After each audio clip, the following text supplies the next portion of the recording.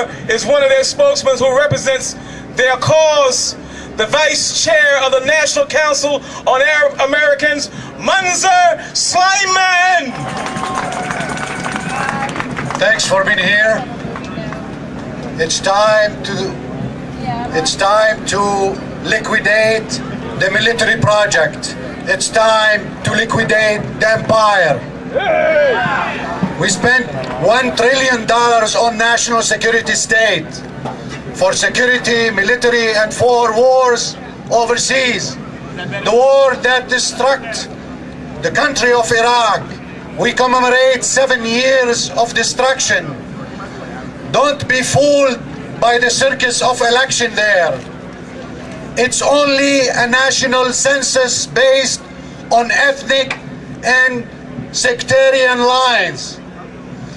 They claim that to bring democracy and freedom. We saw the result of destruction in Iraq. We saw the millions of displaced people.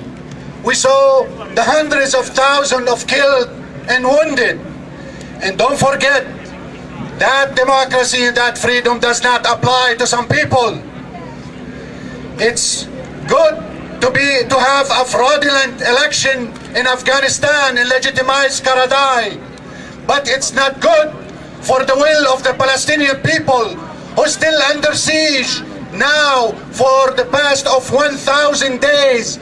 They are under siege. Lift the siege on the Palestinian now. Lift the siege now. Lift the siege now.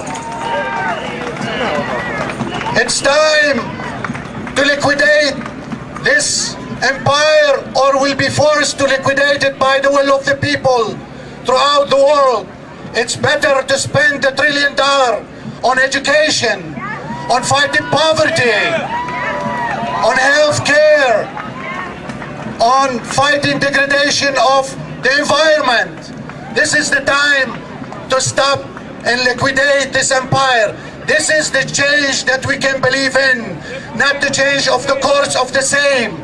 Continue the war, continue the escalation, and continue to put the Arab and Muslim community in this country under siege, under fear, and to continue to have the Arab world and Islamic world a killing field for the war machine. It's time to stop the war machine and bring the troops home. Thank you. Brothers and sisters, we are not going to just protest the war, we're going to resist the war. And right now, we know that our resistance moves in many ways. It knows no ethnicity, it knows no religion, it knows no boundary. It is indeed the people united, and it is intergenerational. And here to prove that point, here they are, the Raging Grannies.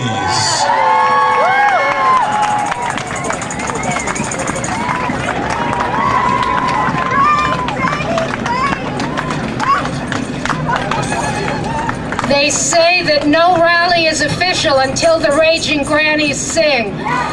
So here we are from Florida, from Michigan, from New York, from New Jersey, and we'd like to dedicate our song today to our sister, beloved Granny D.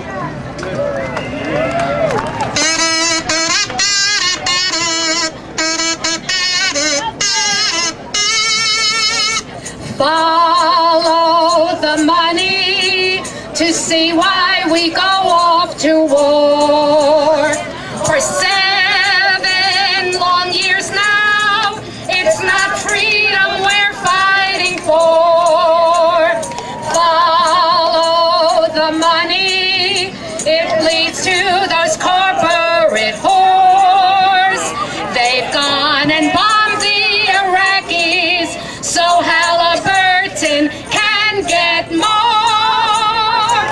Pfizer and Walmart, Bechtel and Citigroup too.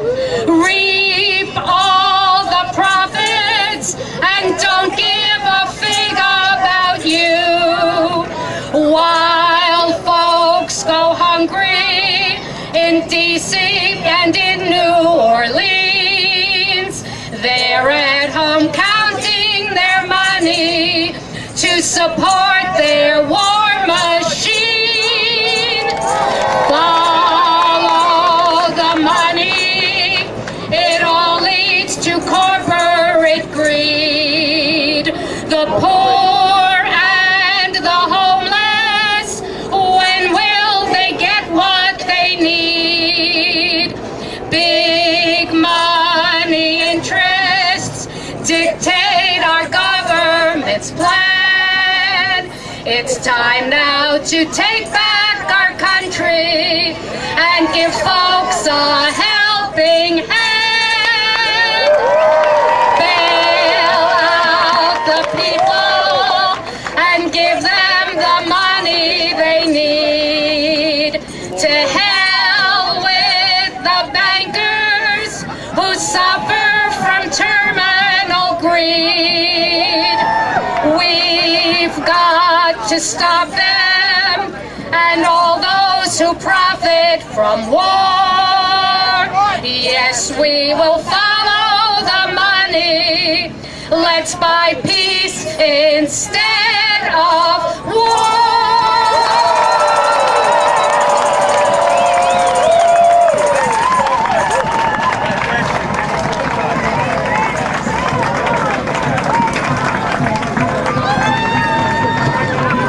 Another big hand for the raging grannies. Follow the money. That's what I'm talking about. Follow the money. Our next speaker is Joe Lombardo with the National Assembly. I've also been made an honorary raging granny. I'm Joe Lombardo, member of the administrative body of the National Assembly, which is a network of anti-war groups throughout the entire country. And my local group is Bethlehem Neighbors for Peace, which brought down a whole number of people from upstate New York. The flight of U.S. industry from U.S. shores to find cheaper resources and labor with no unions and no environmental or health and safety regulations, a process known as globalization, has required new military thinking. To protect U.S. corporate interests abroad, we now have our military in over 135 countries with close to 800 permanent foreign military bases. Our now globalized economy will mean permanent war as U.S. corporate-controlled government seeks to protect the U.S. corporate interests abroad. As national populations in these countries seek to reclaim their national resources and wealth for their own people, they will be accused of terrorism. And so, as Bush told us, we will have a permanent war on terror. War will be part of politics in this country from now on. As the U.S. military enters country after country in the interest of the corporations and class that they represent, they use a common tactic called divide and conquer. They seek to divide the population, breaking down their unity and solidarity and supporting one against the other. So we see Sunni versus Shia, Kurd versus Arab, one tribal leader versus the next. The peace movement in this country has also been divided. We have been unable to find a way to work together. And this has been one reason that the peace movement in this country has not approached its potential. There is a movement calculus that goes like this. If one organization can bring out 100 people and another one can bring out 100 people, together they bring out 1,000 people. Let's bring out tens of thousands of people. This summer in Albany, New York, there will be a national conference sponsored by 14 national groups. Every national anti-war group and peace group we are asking to co-sponsor. As it is now, we have IVAW, Veterans for Peace, the National Assembly, Code Pink, the Arab American Union Membership Council, Black Agenda Reports, Campus Anti-War Network, and many, many others. I ask you to find one of... Is this a great day? Yeah! The naysayers said it couldn't be done, but we're not all asleep, are we? On behalf of the Muslim Alliance in North America and our leader, Imam Siraj Wahhaj, and as a resident of here in Washington, D.C., I want to welcome you to this great event. We're here to add our voices to demand that the U.S. get out of Iraq when? That the U.S. get out of Afghanistan when? That the U.S. help our Palestinian brothers and sisters get their country when? That the U.S. help our Haitian brothers and sisters rebuild their country with dignity when? We want our tax money not to be used for the military. We want it to be used for public health, right? We want it to be used for education, right? We want it to be used to help people get jobs, right? We want it to be used to help people save their homes, right?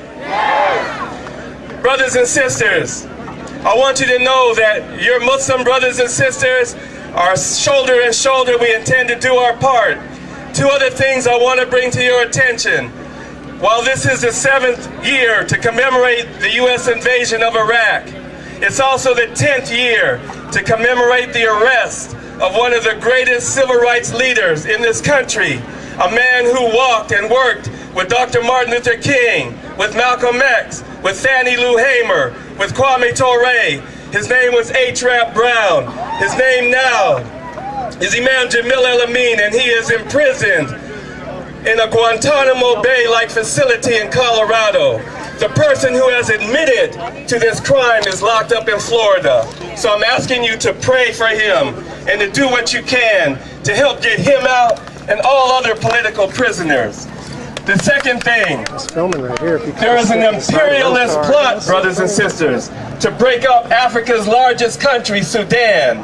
The same people who lied about weapons of mass destruction in Iraq are the same people who lied about genocide in Sudan for the same reason, to go in there and steal the oil.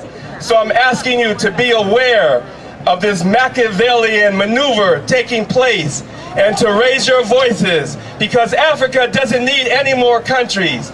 It needs a United States of Africa. It needs a strong African Union. So again, I just want you to know we love you. Your Muslim brothers and sisters love you. The WPFW family loves you. How many of you listen to WPFW? And I have no doubt, brothers and sisters, together we will absolutely win. The struggle continues. Sure. I missed my shot, man.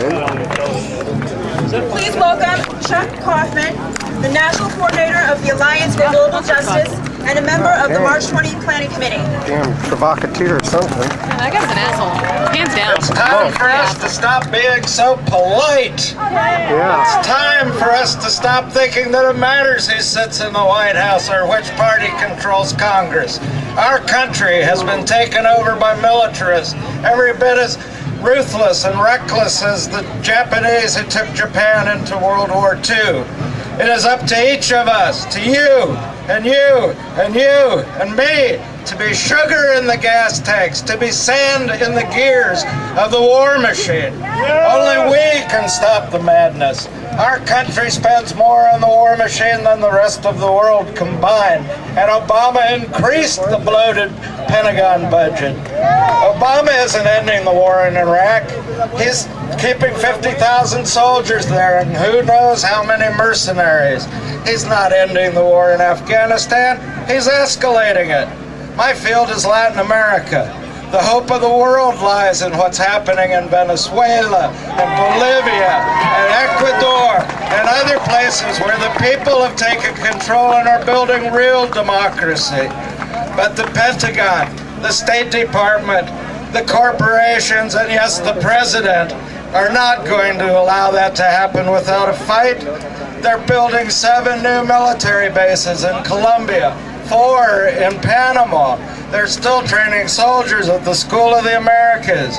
They've recommissioned the 4th Fleet, which was mothballed for 50 years. Iraq is important. Afghanistan is important. And by God, Latin America is crucial to our own freedom. It's time to stop being polite.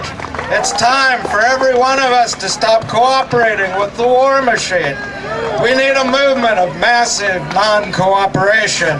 We need to shut it down in the schools. We need to shut it down in the factories. We need to shut it down in our cities and towns. We need to shut it down. Shut it down. Shut it down! Shut it down!